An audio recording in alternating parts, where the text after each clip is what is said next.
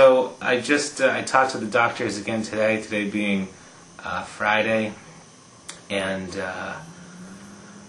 let's see, probably about a week ago I started breaking out in this little rash. I don't think you can see it, but started out here and just kind of spread, and it was on my forehead and, you know, on the sides here and behind my ears. It's still there, and it's really bumpy, and also in my chest, and it was really itchy and, you know, swollen and uncomfortable, hot, and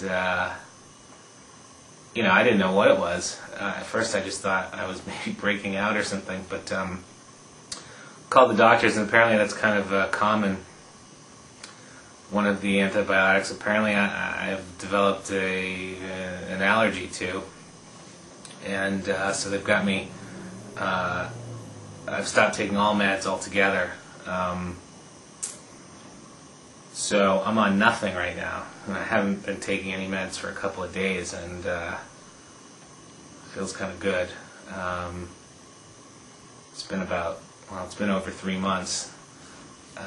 So this is the first time I've not been on anything at all for 3 months, and I'm not really looking forward to getting back on everything. But basically what they do is they take off all your meds, they reintroduce all of the medications slowly, day by day, and then I guess wait for the rash to come back, and they figure out which of the meds is causing the rash, and then they take that medication out altogether, give you all an alternative medication, and then you're done with it. So it was kind of a surprise to, after 3 months, learn that I was allergic to one of the medications. But that's just the crazy thing that happens with these medications. I guess you can develop these allergies over time. Sometimes they pop up right away, sometimes they don't. It's anybody's guess. When I was speaking to the doctors today, the rash is since I've stopped taking the meds, it's actually drying up and kind of flaking off of me. It's still a little bit itchy, but not nearly as bad as it was. So it's just kind of going away, which is what they figured would happen. So I just anticipate over the next few days I'm not going to be taking any meds until I go to see the doctors on Tuesday, so that means a weekend of no medication, which is awesome. I might have to go have a couple beers tomorrow night for the first time. I shouldn't say that, it's not the first time, but, you know, whereas before I would go out for, you know, a night of partying with my friends till the wee hours of the morning, you know, having many beers. I've only had a couple of beers a couple of times over the past few months. So anyway, maybe I'll go and have a couple tomorrow night, but that's neither here nor there. As I was speaking to the doctors about the rash, I had been to, I think I had spoken before, I'd been getting these dizzy spells, and I was getting some sort of strange withdrawal from the steroids that I've been taking, and so I went to see my doctor about, I think it was on the 1st, so 3.5 weeks ago, and it was kind of an unexpected visit because I was already at the hospital to have some dental work done, and because of all of the stuff that I've got going on, I have to get my dental work done at the hospital. It's a long story for another day. So I was at the hospital anyway, and I stopped in to see my oncologist, and he took some blood, and I kind of forgot all about it because it wasn't a scheduled visit, and I asked about it today, and that was about, as I said, 3.5 weeks ago, so it was right before I started my third cycle, and the cancer was down again. You know, they're giving me these numbers. When I first got there, this M spike was 0.13, then it was 0.09, and then it was 0.07, and these tests that I got, you know, from the blood about 3.5 weeks ago was 0.06. So it was down again. I'm actually going to the oncologist again on Tuesday, as I said, and I'll have some more blood work, and that will include a whole new cycle. So we're assuming it's going to be down again. They seem to be pretty optimistic that I can get to remission, around Christmas time, which would be a nice gift, I think, for me and everyone else, I hope. And that's when they'll harvest my stem cells and freeze them up to get ready for my transplant. But let's not get too far ahead of ourselves. So the numbers are good again. I will have more numbers next week.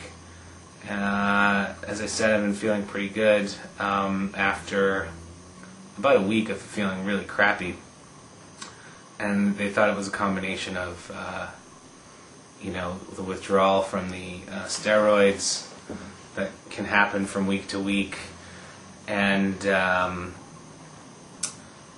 apparently a viral infection, because I was feeling pretty rough, nauseous and all that stuff. So I've been feeling pretty strong lately. I've cut down quite a lot on the pain medications. My back is feeling okay, but it gets really tired at the end of the day. I definitely need to go and do some of that physical therapy, and I think I might be strong enough to do that. I'm also going to try to get to the gym, believe it or not. Quick note on the weight loss and gains that can happen with cancer. You hear a lot of stories and you see a lot of stuff on television. People get cancer and they start getting their treatments, and then they end up really skinny and gaunt and just not looking like themselves. And at first, you might all remember, I lost 20 pounds right off the bat, and that was I was pretty relieved, but I was also kind of scared at the same time, because I thought it was just going to start this rapid weight loss and I was going to end up really sickly looking. There's good news and there's bad news. The good news is that that rapid weight loss didn't happen.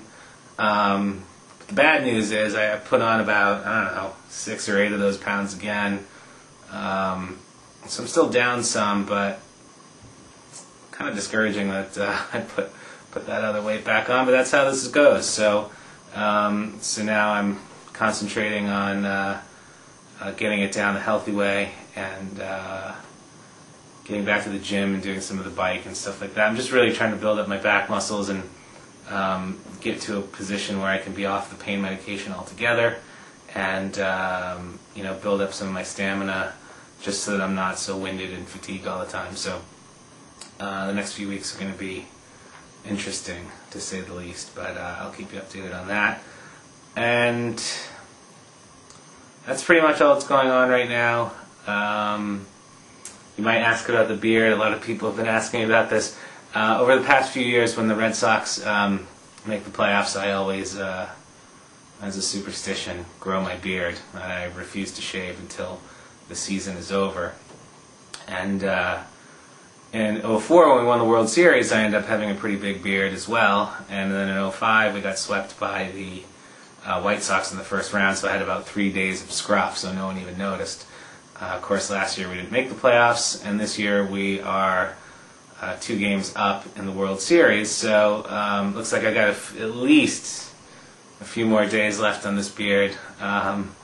But it's also kind of cool to have, I guess, because this is all going to be gone soon when I get my transplant, on my head and in my face, and thankfully off of my back. No jokes, please. So anyway, that's the story behind the beard, and maybe I'll squeeze another video in before the beard is gone, because it's kind of driving me nuts. It's not really my look.